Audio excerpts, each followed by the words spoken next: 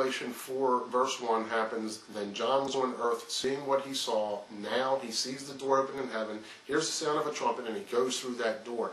When he gets to Revelation chapter 4, he begins to describe everything he sees, the four living creatures, the 24 elders. He sees God sitting on the throne.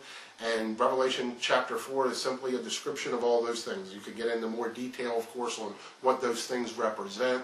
But nevertheless, we go into Revelation chapter 5, and as we know, John begins to weep, and no one is worthy to take the book out of God's right hand that is sealed with 7 seals. And the angel comes and tells John that weep not, that behold, the Lion of the tribe of Judah has prevailed. All of a sudden, we see Jesus as a lamb that has been slain, standing there, and he comes and he takes the book. And when he takes that book, everyone begins to worship him in and under the earth, in heaven, begins to worship him and sing a new song and say, worthy is the Lamb, for thou was slain. Obviously, we're talking about post-cross.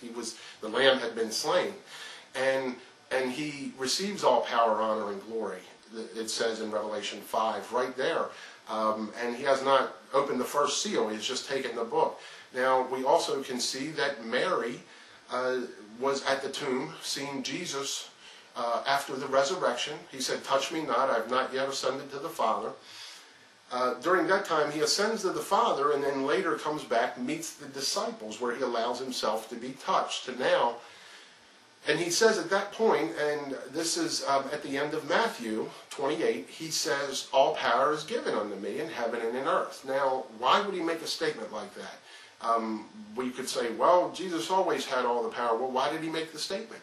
He made the statement because he had just come back from everything, and I know this to many is going to be off the hook, if you will, but what he just come back from was everything that you witness in the book of Revelation. You see the Lamb as he has been slaughtered. This is post-resurrection.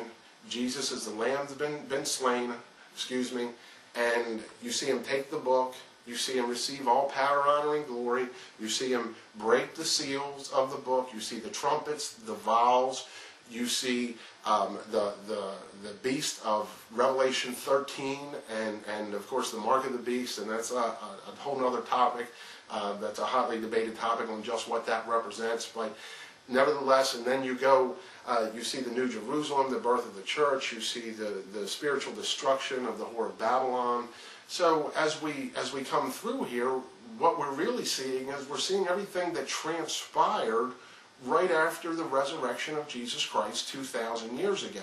He wouldn't have received all power, honor, and glory in Revelation 5 and had taken the book from God's right hand, would have stopped, come back to earth, met the disciples and everyone and said, hey, I've received all power, and glory in heaven and in earth, and make that statement at the end of Matthew 28, and then turn around and then go back to heaven and then break the first seal, second seal, and then unfold the rest of Revelation as you see it. No, what we see here is truly a revelation of Jesus Christ and what transpired as a result of what he did. It was God's master plan to make things right, if you will, to redeem mankind, to graft in the Gentiles, to destroy the power of Satan, to bring in the church, to destroy the whore of Babylon. It was part of God's master plan, the sword that he brought in Revelation 19, the trampling of the winepress that he says that he was going to do, that was prophesied in the Old Testament, and you see his vesture dipped in blood, and it's covered with that because he had trampled the winepress, and that was known that it would splash up on you. The point of this is that you have to look at the correct perspective of the book of Revelation, and this will help not only align many of the parables that have been taught, will help also align what you understand Revelation to be, and it is a true blessing to get a greater picture of Jesus Christ himself, and not to be you won't be in the dark anymore concerning that. So you'll have a better picture of Jesus Christ. You won't be in fear that the end is around the corner, and you'll be able to live your life not only as you should, but by the truth of God's Word. And this truth of the revelation of Jesus Christ has been there all along. And it's important that everyone rid themselves and we stop the fear. And I lived by the fear for 10 years. And I can tell you some of the things that I and my family had done.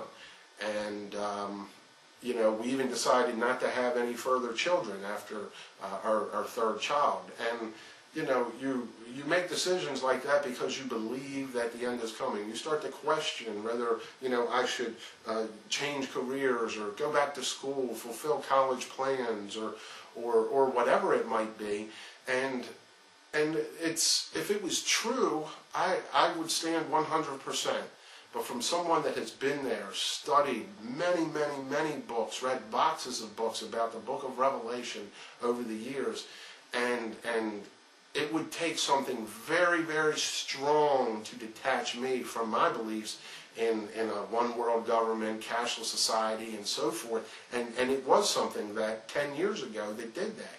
And I believe what I currently believe for 10 years, that the book of Revelation is not about the end, is not about the cashless society or the chip and all that, is not about the rapture of the church, is not about the Antichrist and the tribulation period and so forth. Yes, these are those that come out of great tribulation and have washed their robes and made them white in the blood of the Lamb. That is the Gentiles, and they were in great tribulation. That's the great spiritual tribulation of the book of Revelation. But you have to understand the book of Revelation's perspective first. If you don't understand the book of Revelation's perspective, then you're going to still be trying to fit all these pieces in there according to Time magazine and the latest CNN news event. And that's not the way, that's not only is it of a private interpretation, I mean, you are constantly trying to fit that square peg into that round hole to make something fit that doesn't fit because it's not what it's about. It's not the truth. When you get the truth and you see that the book of Revelation is about Jesus Christ and the unfolding of Him, and we're going to address other videos, specifics on different topics, then that peg will slide in like a peg should. And it will be simple to understand, and it will not be so complicated because it's not meant to be complicated. It's meant to be the revelation of Jesus Christ. And all we have to do is stay within the Bible itself. And that's it. And we can come up with all the answers. And God has made it that way. It's just, you know, you think of it sometimes and it's, you know, the simple things can confound the wise. And many might not see this, and they may say this is preposterous, but I am honestly and sincerely, I do believe I am delivering the truth to you, that this is God's truth, that it is bigger than me, it's not about me, it is about God's truth. And He will see to it that it propagates and it moves forward however He sees fit. And if He uses me in some way, then I'm very thankful for that, but it's His truth, and He'll see to it. So God bless, and we'll see you next time.